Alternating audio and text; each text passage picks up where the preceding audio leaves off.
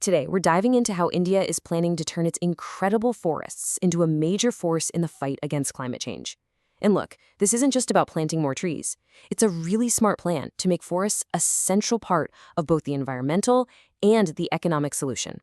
So let's get right into it. And really, it all boils down to this one question, right? How can you make protecting a forest actually profitable? How do you build a system where keeping a forest healthy and standing generates real, tangible value? Well, that's exactly what India's REDD+ strategy is designed to do. All right, so to really get what India is up to, we first have to wrap our heads around this acronym REDD+. I know, it sounds a little technical, but the idea behind it is actually pretty powerful, and you'll see, surprisingly simple. So let's break it down. The first part, REDD, that stands for Reducing Emissions from Deforestation and Forest Degradation. This whole thing was developed under the UN's big climate change framework, the UNFCCC. And the basic idea?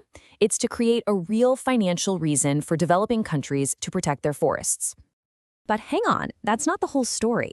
You see that little plus sign at the end? That's where this idea goes from good to, well, kind of revolutionary. That plus changes the game from just stopping bad things from happening to actively making good things happen. And this is what's so cool. That plus stands for 3 specific positive actions. So you're not just stopping deforestation, you're also conserving the forests you already have, managing them in a sustainable way, and this is the big one, you're enhancing them. Basically making them even better at pulling carbon dioxide out of the air. This really hits the nail on the head. The whole point is to fight climate change by offering real incentives.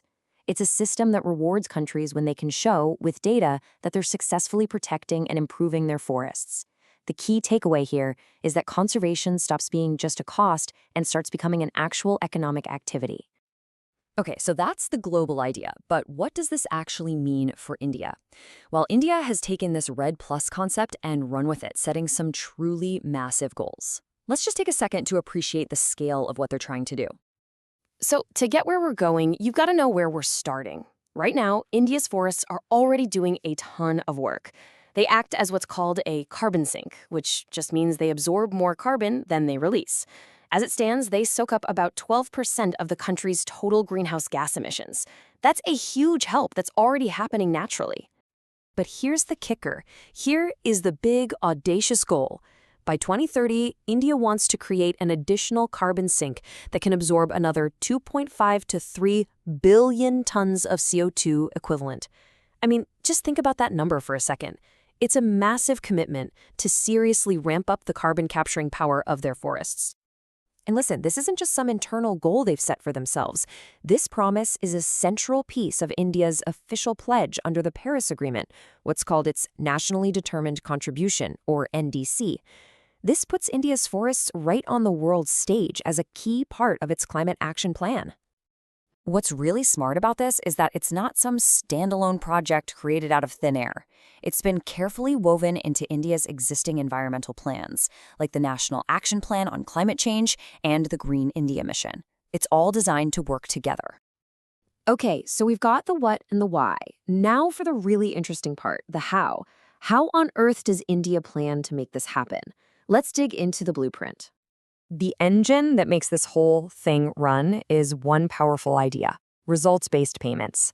And it's pretty much what it sounds like. Countries get money, but only when they can prove with hard data that they've successfully protected their forests and reduced emissions.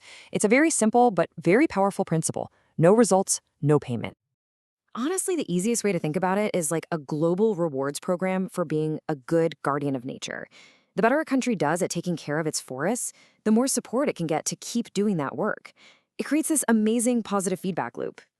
But here's what's absolutely crucial, and maybe the most important part of the whole plan. That money, those incentives, they don't just sit in a government bank account.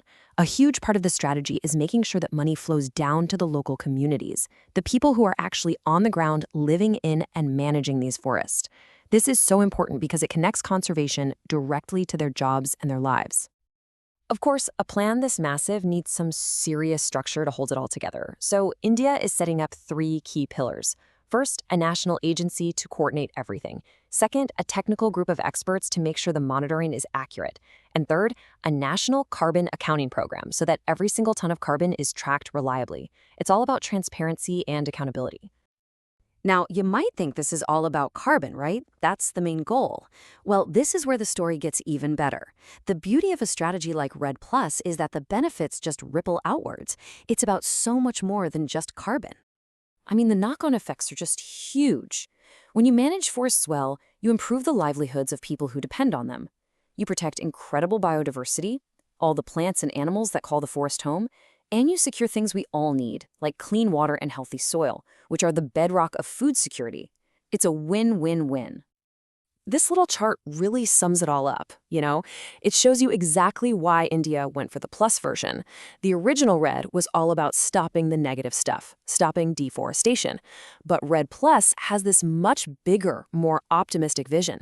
It says that the positive actions, conserving and improving the forests we have, are just as important.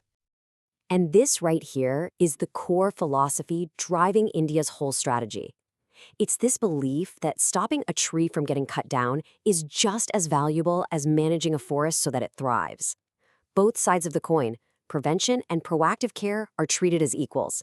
It's a completely holistic way of looking at what a forest can be. So, as we finish up, we're left with this really big question. By putting a real financial value on the positive act of conservation, is India doing more than just creating a climate strategy? You have to wonder, could this actually be a blueprint for the rest of the world on how we fundamentally value nature itself, not just as something to use, but as a living system to be nurtured, protected, and even rewarded? It's definitely something to think about.